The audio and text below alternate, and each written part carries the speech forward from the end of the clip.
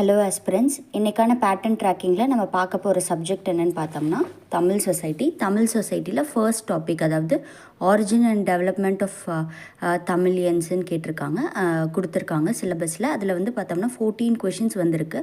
So இது வந்து one of the முக்கியமான டாப்பிக்கு. இந்த டாப்பிக்கை வந்து எப்படி படிக்கணும், எப்படி அப்ரோச் பண்ணணுங்கிறத ஒரு பேட்டர்ன் ட்ராக்கிங் பார்க்கலாம். இப்போ வந்து தமிழ் சொசைட்டியில் 14 கொஷின்ஸ் பார்த்துருக்கோம்.